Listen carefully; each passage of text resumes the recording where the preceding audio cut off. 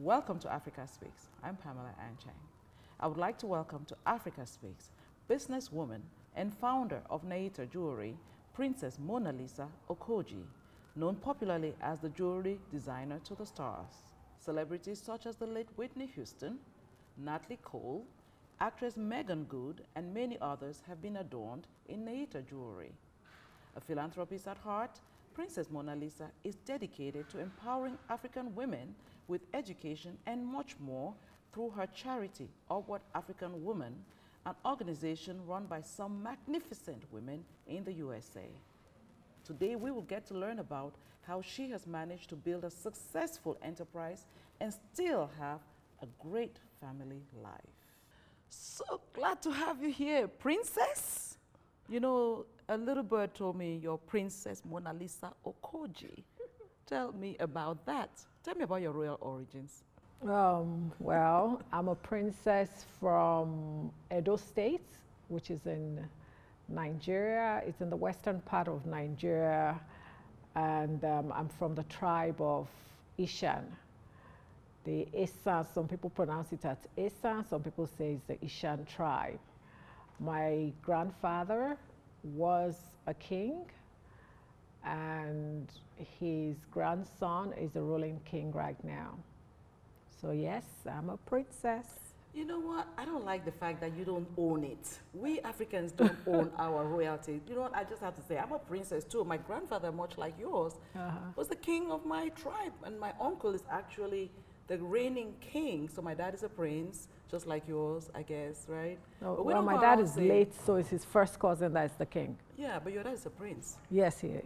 We don't go around carrying it that we're princes and princesses. And the West, Prince Monaco, Prince of Monaco, Prince Charles, and all this. But what makes their royalty more important than ours, princess?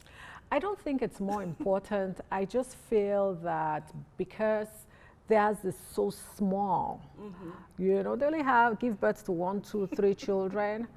There, but from where we come from, it's usually a lot of children. Yes. So there's so many princes and princesses. So I think that's why, you know, we don't brag about it that much. No, it's not about bragging. It's about owning your heritage. Okay, own it that much. If they have 100 children, you know, if you're a prince, you're a prince. But I have a feeling that maybe the West took away from us that sense of heritage, because I bet you when our great-grandparents were growing up, it was a big deal. This is something we really have to emphasize. True. I mean, true. Even my dad, before he passed on, I mean, everybody will address him as prince. You know, he was an ambassador, but everybody addressed him as a prince.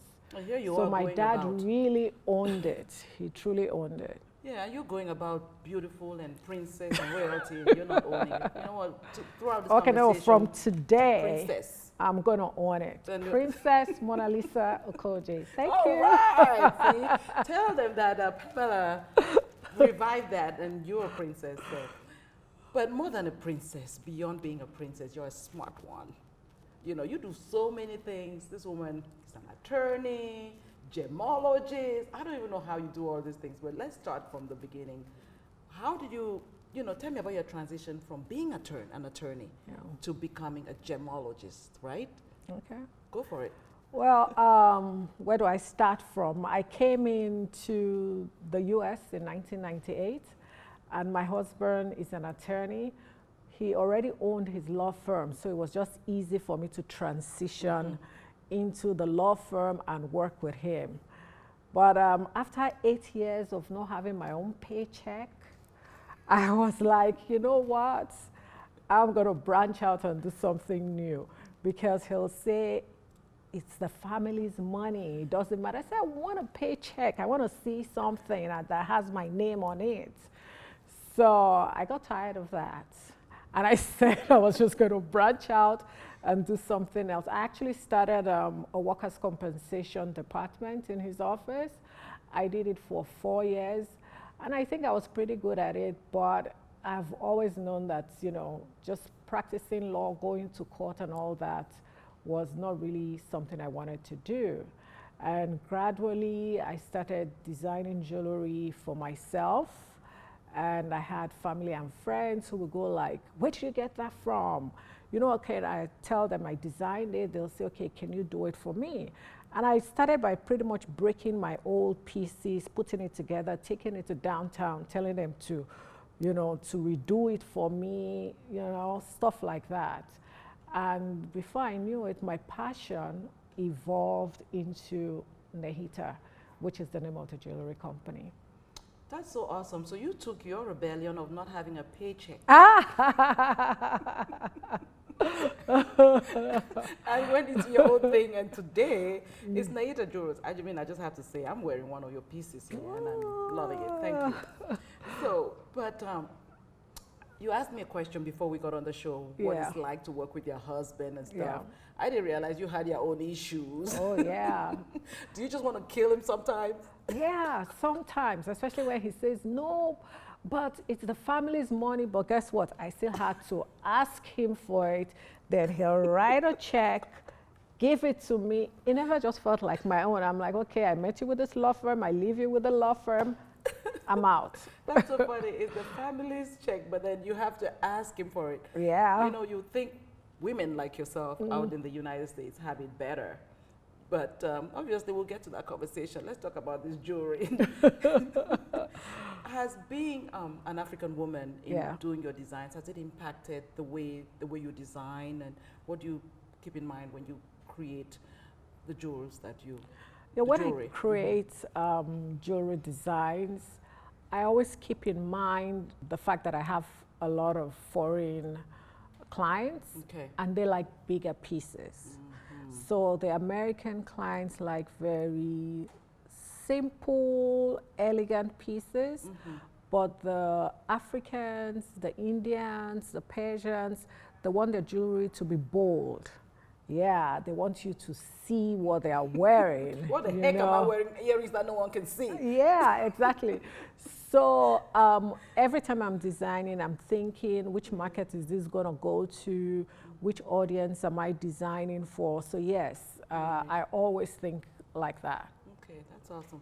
So what kind of advice would you give someone that wants to get into gemology? What is that? I've never thought about gemology. I buy jewelry, but I've never thought about how the process. Yeah, the art of creating it. Well, just like when I wanted to start, even though I had started making pieces on my own, but there were some basic things I did not know, especially the names of the colored stones. I wanted bragging rights. So I said, okay, for me to know the names of the stones, to know how to actually take measurements, to know that, for example, not every blue stone is topaz. I felt I needed to educate myself. And just like in any business you're in, I feel you should just go the step further, get some level of education, not just for bragging rights, but also for you to know what you're talking about. Yeah, you be an authority in the field. So passion has to go with. Yeah.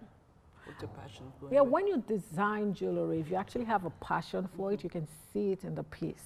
Right. You'll pay attention to every detail. You have to make sure everything comes together, the colors blend nicely. You really pay attention. If you don't have the passion, it's going to be very difficult to do that. Wow. That's really interesting. I know I don't have that kind of patience, so don't come for me for jewelry. I'm going to stick with media. So let's talk about something really sensitive in that whole jewelry business, because you deal with diamonds as well. Yes. Well, tell me about some of the kinds of stones that you deal with, because I want to go into some popular or universally acknowledged issues with rocks and stones, diamonds that come from Africa, and the beneficiaries who are the people that actually go and harvest this, and that most of the time don't get the compensation for. So how does someone like you support people who are doing this work? Talk about the kind of stones you deal with and how you can support them. Yes, so if you read anything about me and jewelry, or you ask me questions about precious stones, I'll tell you that I don't deal with blood diamond. Now, Sierra Leone, Liberia, and some parts of South Africa is where you get the best diamonds from. Okay. But I don't buy diamonds from there. even though I know it's probably going to be half the price, Right. only because I advocate against child labor. So if I have the remote sense that child labor will be used, which I know is used in most areas in Africa, I wouldn't touch it. So I stay away from those diamonds, no matter how nice they are, because of child labor. I source my diamonds from different parts of the world. I go to Canterbury, I go to Bangkok, I go to Canada, because to Canada they do have some nice diamonds as well. And I also get some locally here. So I try to do due diligence to make sure that the source of the diamonds is not through any form of child labor. Well, that's good to know, because we are not trying to exploit our children. But No. how can we, is there some kind of advocacy for those children that are being exploited, you know, in this jewelry, precious stones business? I mean, I think it has to start with the government of all all the countries. The government has to have laws, firm laws, saying you cannot use any children. You know, children are supposed to be in school. You know, even over the weekend, you can't use them to mine. So if the governments are firm, nobody will go into a country to go and start mining, knowing that there are rules where they're not supposed to use children. So everything has to come from the government. I'm glad you said that, because it's really heartbreaking, and we need to do more to protect our children and our women. Yes. You know. Yeah. Now let's talk about how you managed to build this successful enterprise, how you managed to be such a successful entrepreneur. What kind of discipline do you have to do what you do, and how have you managed to build Nehita Jewelry? Well, you'll be happy to know that Nehita is 10 years, and I've been able to sustain the company through a lot of repeat clients, because they've seen my work, they believe in my work, and they actually help me spread the word. So I'm going to brag about it, that my pieces are really nice, very unique, and they're actually very classic. So I don't want you to wear a piece of jewelry today and then tomorrow you say, oh no, they're not wearing this anymore. No. Nehita jewelry is classic. It's going to last from generation to generation. So I think that's one of the main reasons why I've been able to sustain the business. Like, building any kind of brand is tough. Yes, it is. Wow. And you chose jewelry. I know. Because some people like the fake ones, because they can't afford the really, you know, how affordable is Nehita jewelry? Like, what are the ranges? Like, who the prince can wear and who else can wear? Drop some names and tell us. But you know, just like clothes, some people buy expensive clothes, some people buy cheap clothes. I wear it all, you know. But Nehita, we don't make custom pieces. I grew up wearing jewelry. My mom used to put so many jewelry on us. So I've always known about gold, 18 karat gold and stuff like that. So when I started the line, I wanted to keep that culture of wearing only high-end pieces. Nehita, this year we came out with an affordable line that starts from $99, $199, $299. It's actually a fixed line, fixed price line. So if you want anything from rings, earrings, bracelets, $99, you go under the $99 category, you'll get it there. And it's all still gold, all either 14 karat or 18 karat gold. And then it goes up to thousands of dollars. So whatever range, bottom line, you're going to get good jewelry. It just depends on the carat. Some of us are still learning the workings of gemology. Yeah, I mean, we have a lot of people who were saying they will really like to buy the brand, but they couldn't afford it. So we decided last year to come out with this line. We call it the affordable line, and a lot of people are happy. So what will you tell someone that wants to get into a jewelry business like you? How practical is it? Is it a business that someone can really sustain life with? What does it take to do that? Oh, it's very sustainable, but it's capital intensive. So because of that, many people start with a costume jewelry, which is fine. You know, it's more affordable, you sell more in volume and make your money right away. But if you want to go into high-end jewelry, call me, I'll lead you. But I'm never afraid to share my source or my manufacturers, things like that, because I believe what is mine, nobody's gonna take it from me. So I'm serious, email me, call me, but notwithstanding, also go to people who are in the business, and that is another thing that I did. Go to them, be humble, ask them. Don't be ashamed of the kind of questions you'll ask them. The dumbest questions, feel free to ask them, what color is this stone? How do I know if it's a real diamond? How do I know if it's a fake diamond? Where is the best place to source for my gold? Where's the best place to source for my jewelry? So yes, I did go to downtown several times to talk to people. Many people will look at me and go like, really? You know, why are you asking these questions, you know? Because I'm in an industry that is dominated by Jewish people, no offense to anybody, and definitely not a black woman with an accent. So I was always going to downtown and asking questions until one day this lady saw me and said, I saw you about 2 weeks ago. What is it that you want? What are you looking for? Because I see you ask different people questions. So I told her I'm new in the business and I want to learn more. Even though by then I had done 2 years of Gemological Institute of America, but from every business, you know, practice makes you perfect, not really what you are reading in the book and then taking measurements in class. So she said, I'll help you. And she said, any question you have, ask me anything you want. I'll introduce you to everybody in this jewelry mat, anybody to weld, to fix, to buy, whatever you want, ask me. And today she's one of my best friends. That is so amazing, because if you want to learn, the classroom is one thing. Yes. There's no better learning than hitting the pavements. Very true. And don't be embarrassed to ask questions, even the most stupid questions, because that's what's going to lead you to success, and you have to have that humility to succeed. I guess that's what you're saying. Yes, yes, because that's exactly what I did. Yeah. Wow. Now that you've been mentored, you turn around and you're mentoring. Yeah, so when I'm saying people should call and ask me, I really mean it. You're mentoring, and you have this thing with girls. Let me ask you first of all, do you find that our lives as women in the United States is much easier than back home in Africa?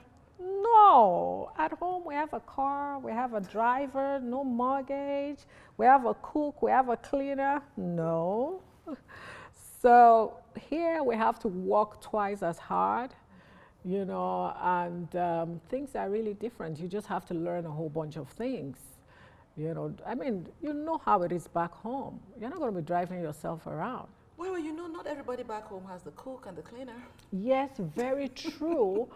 But at the same time, you find out that you know how you grew up. You know that you're going to end up with one person who will always be there to help you.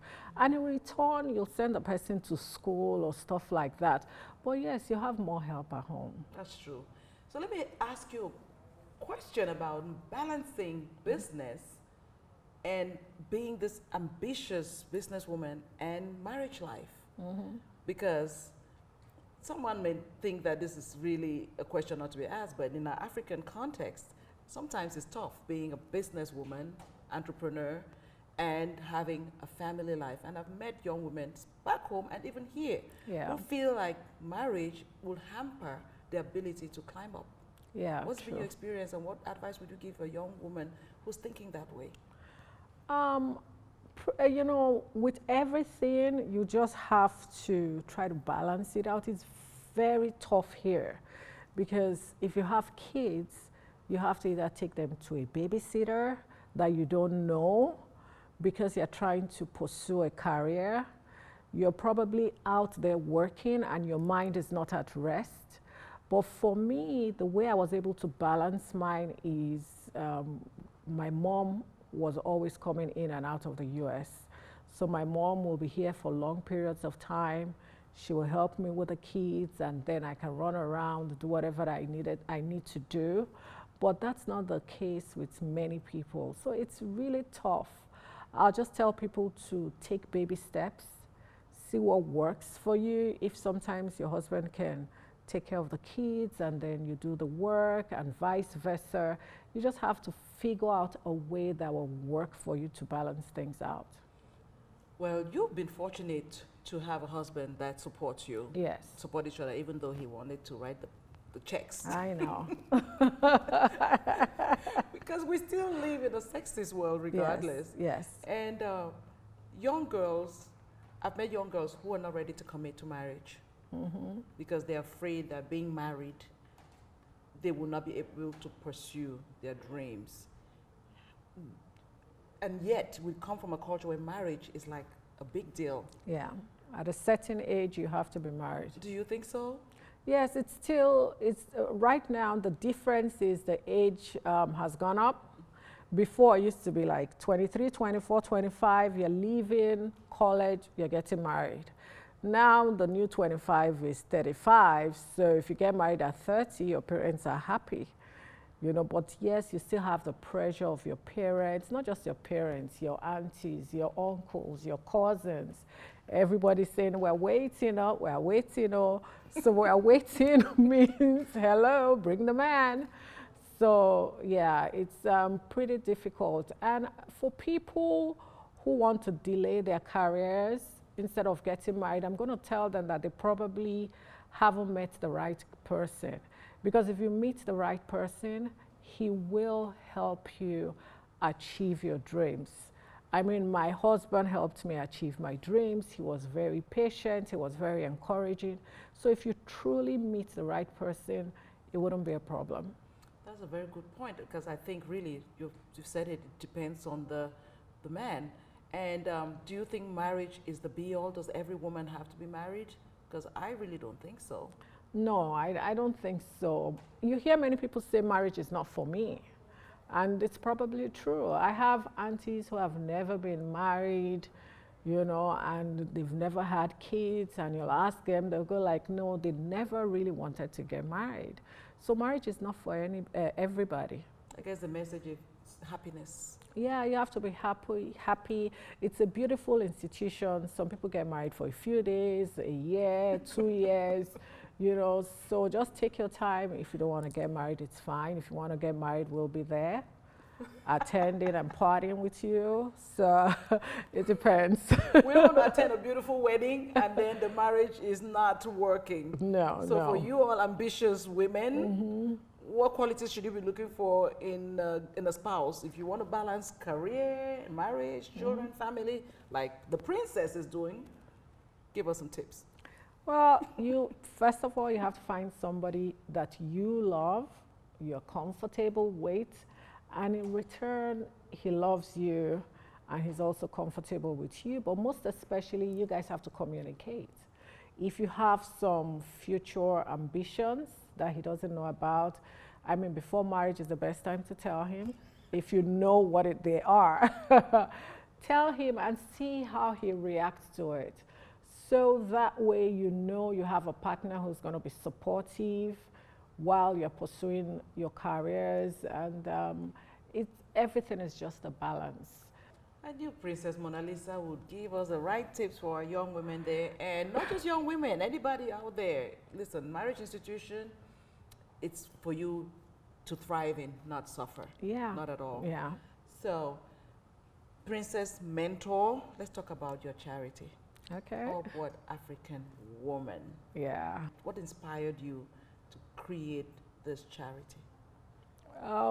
It's pretty interesting because I never thought I will be the founder of a charity organization. From the time I was little, I used to go with my mom to the motherless babies' home because I had an aunt who used to work there. And then we used to go there like once a month to give them food, to give them clothes, stuff like that. And then I came to America and I found I had the need to continue that tradition. So I started off by driving through downtown Sundays. It's not as bad. It wasn't as bad then as it is now, and giving people packaged food. Then I decided to get tied to organizations. I worked with the Genesis Center for a couple of years as a volunteer. I worked with Malaria for Africa as a volunteer, Kick It for Kenya, and different other organizations. But everything they were doing, especially for Africa, because the trigger words for me were Africa, children, women. Once I hear that, I want to be a part of the organization. And I was like, fine, Kick It for Kenya. They were giving out tennis shoes to children. They'll ship containers from here. It was great. The kids will be very happy. They'll receive them the next year. We do the same drive again. And then Malaria for Africa, which Quincy Jones was the chairperson, was really nice. They raise money to buy a lot of malaria medications, give it to people in Africa. You know, when they have malaria, it was fine. There were other types of organization for clothes and stuff like that. But I said, you know what? How long are we going to keep giving them shoes and clothes? How about we educate these people, and then they can now afford their medication and their clothes? So that way the burden is less. And once you educate them, they take care of their entire family.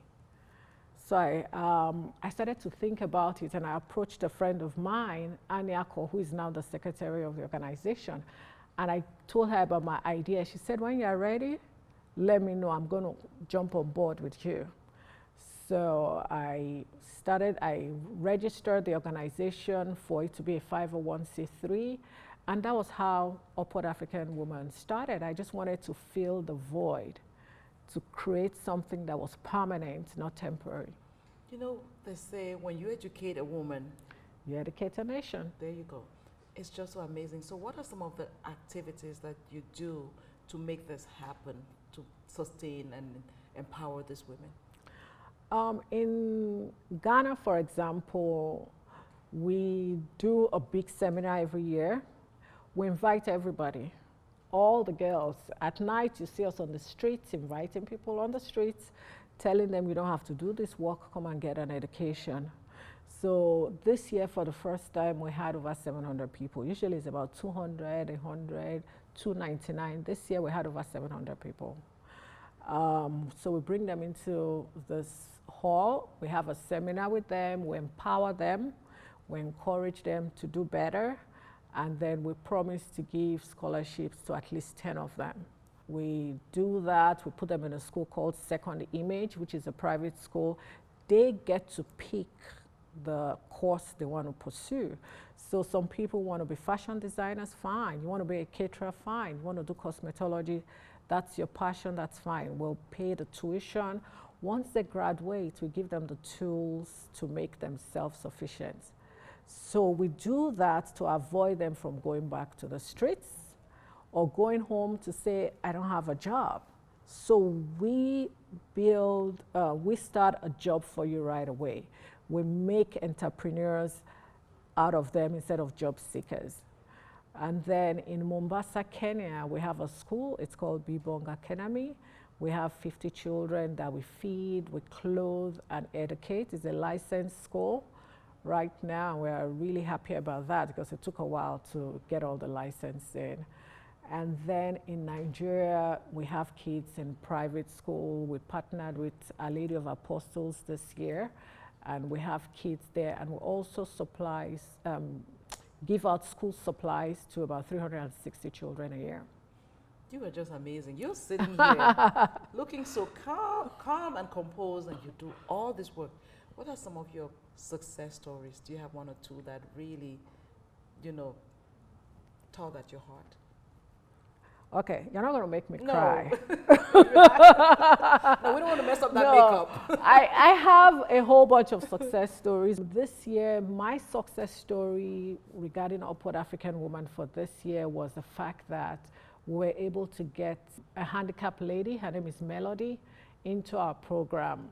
Nobody believed in her. She wanted to be a fashion designer. She learned how to do fashion, how to sew on YouTube on a very old computer. And so she now knows how to do some basic things, but she wanted to go to school. Nobody, you know, not her family members could believe in her enough to actually help her with the school tuition, or no school, on the other hand, wanted to accommodate her condition. So I met with her in July, and now she's going to school at Second Image, so we're really excited. So for me, that's my success story of 2019. That would be my story, I think a success story for all times, because here in the United States, being disabled or impaired in any way, Yeah. there's a system in place that caters to your needs. But back home, No. have you found your purpose between gemology, attorney? Ah, Have you found your purpose? I think when I started up What African Woman, I thought that, oh, I'm going to go out there, I'm going to help the world, I'm going to do a lot of things. But I think I needed it more than other people, because I then found my purpose. My purpose in life is to actually give back. Oh, on that note, we can't say any more. Thank you so much. Thank Princess you. Monalisa Okojie. That's Thank been a you. very This was enlightening fun. Conversation. And I hope that you have set the pace for other women, not just women, men, to join and help build a better world, a world of kindness. Yeah. Right? A world of kindness. Thank you for joining us on Africa Thank you. Speaks. Thank you for having me. You're very welcome. And this is Pamela Anchang on Africa Speaks. See you next time.